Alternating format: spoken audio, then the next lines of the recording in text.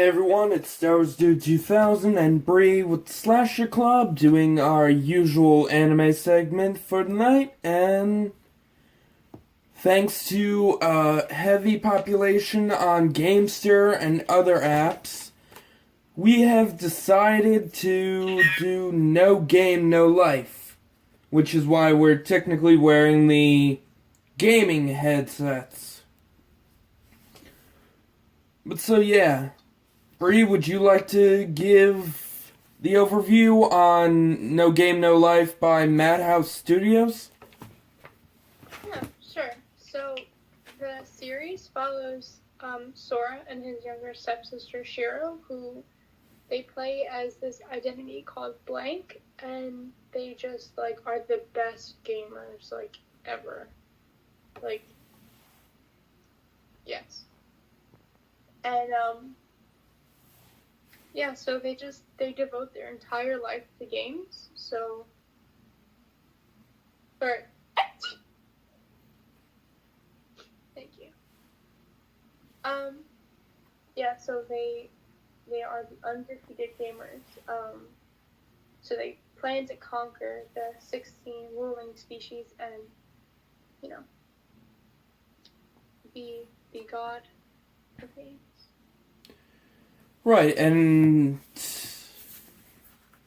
I actually looked up because we've never done this before for our reviews, but I did look up the names of all the main characters and all of the actual voice actors. So for Sora, it's Yoshisugu Matsuoka. Shiro is played by Ai Kayano. Stephanie Dola, which is the former king's granddaughter, who lost to Shiro and Sina and Sora in a game of cards, which is played by Yoko Hikosa. Jibril is I forget the name of her species, but she owns the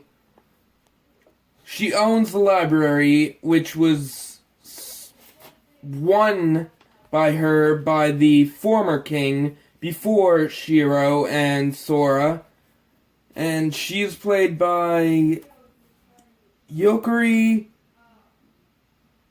Tamura. Izuma with a werebeast, which we meet later on during, I believe, the very end of the first series. Her main character is, I never wrote down her, but then we have the final main character, Tito, the god of games, which brings Shiro and Sora into the world, which is ruled by games instead of war and poverty and money, which I felt was a really good concept compared to Sora Online, which is if you die in game, you die in real life, which it was an okay concept, but it's supposed to be a game. Where here, they made, instead of war and instead of dying, a world where you play games to make your decisions. Right. Going along with your voice actors, in case you weren't a fan of subbed anime, you could also check out the English dub version, which features Scott Gibbs as Sora and Caitlin French as Shiro. Yeah, it's kind of like D&D, like Dungeons and Dragons, if you kind of think about it a little bit. So Dungeons and Dragons, you have to roll every time you want to make a choice. I don't know how many of you have actually delved into the world of D&D, but I used to play a lot, and basically you just play the game to make certain decisions, and it's kind of like that. Every decision you make, you play a game. If you want to get like a room, like you play a game to get that room. That makes sense? Yeah, which, like we already explained, Blank or the brother-sister teams, Sora and Shiro, are really good at these games. That's why they became king and queen of this new world after Stephanie foolishly lost to them. They gained the library back after the king lost it from Jabril through a game of, I believe it was charades. No, it wasn't charades. It was like tops or something like that, where you have to say something more better than the other person. Like, say, you say a whale, using a whale as an attack. Someone else says a bomb. Right. You say a nuke, they say a space laser. Which was very exciting on their part, I believe. And then the very awkward game between Izumo and Sora, where I think we find out later on that it was chess of some kind, because Sora was losing, so Shiro was transported to a world or into a dream where Sora never existed, except in her mind. Everyone thought she was crazy, everyone didn't believe her until she finally figured out that they were still in a game, and beat the crap out of Izuma during the game after, and that's basically how the series ended so far. I heard there was supposed to be a movie soon, but I didn't really find out the update for that, and we're still waiting for the second season. Right. So some background on Sora and Shiro, aside from what we've already mentioned. Sora excels at like cold readings of people and like strategies, and it's like cold readings are what's used by like fortune tellers, and they basically can just like read what a person is gonna do. And his sister Shiro, they're not actually related, they're just stepbrother and stepsister. She excels at like calculations and like logic, so she's like the smart one, and then like the math-y one, and then he's like, oh well, if I'm playing chess, I'm gonna do this, this, and this, and like we're gonna win. So yes, I believe they have like they suffer from anxiety when they're apart. Right. They're so close together all the time, so they literally cannot be apart from each other. Their parents died, so that's why they became so close and so determined to be the best gamers. That, and because I'm guessing, like we all feel, gaming is just really fun and a huge adventure to most of us that have spent most of our life gaming, like me, I guess Bree in a way. Even though she was more of the sporty girl, the mathematical girl, I was more of the video game guy, the nerdy, analytical guy. Mm-hmm. which is why we make such a great team on this channel. Right.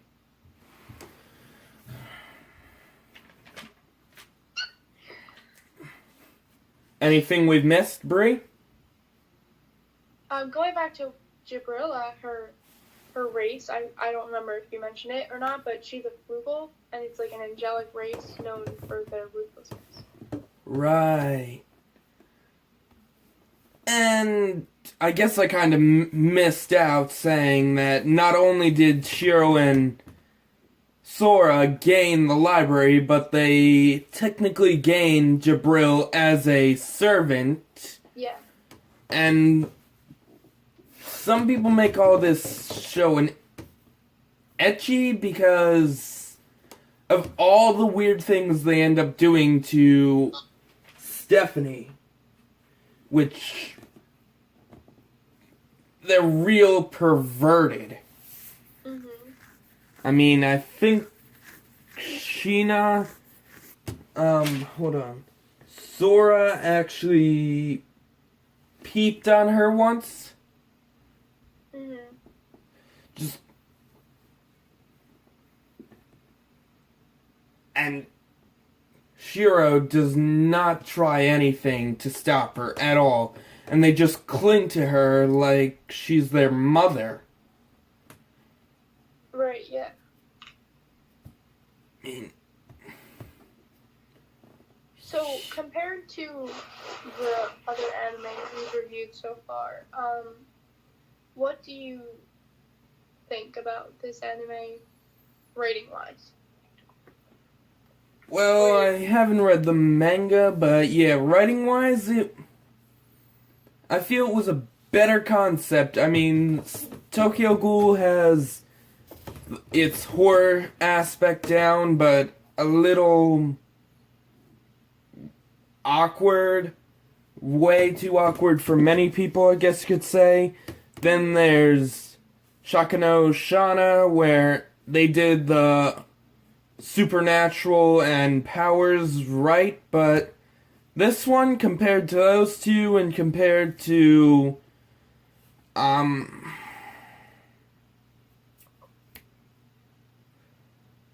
completely blanked out. Sword Art Online? Right, Sword Art Online. This actually has the supernatural, the gaming, and the dating aspect, or I don't really know how to add Tokyo Ghoul into it, but I think it did it a little better even though it's an older anime compared to these. Right. Even though I think Sword Art Online is maybe 2 years older than No Game No Life, since this came out in 2014, and that might have come out 2012, 2013, either date. Mm-hmm. But yeah, I honestly think this did it way better, and especially with the concept of two gamers playing one game, where many have honestly failed to do that. Gamers failed because they mostly just showed the relationship between two people falling in love over an MMO and then pretending to be married in real life, but yeah, I think this actually did it better than all those other gaming animes. Right. Going back to what you said before about Sword Art Online, I think that No Game No Life, I enjoy the concept because although like this can't happen, we can't be like transported into this like magical world, but I want to say Dystopian. aspect of it. How everything is like perfect. There's no like poverty or like war. It's just like games. And as silly as a concept that sounds, it just makes a lot of sense. Like in Sword Art Online, yeah, you played games sometimes, but it's nothing like this. Like, Sword Art Online is more just like fighting, and I mean, it's an MMO, so.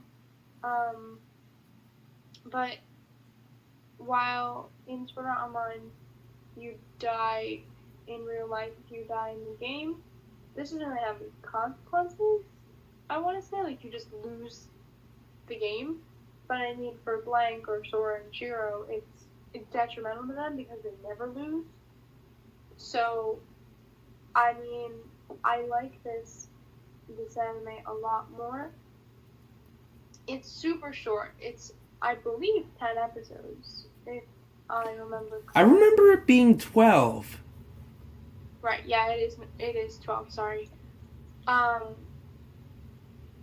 Yeah, so it's really short. It's super fast to, like, get into. It's not like Sword Art Online where there's a lot of filler or it's just dragged on.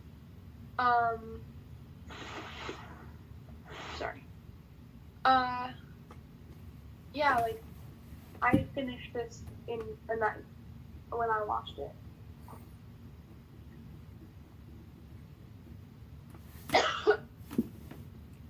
Yeah, so, what would you rate this? Well, before I rate, there was one more thing I thought of. There was one anime that kind of worked with this concept after. I believe it was called Death Parade, where you had to play games to decide if you go to an abyss or reincarnation, which I guess worked with the concept of games to make decisions, but it was a lot darker. So yeah, I'd rank it, an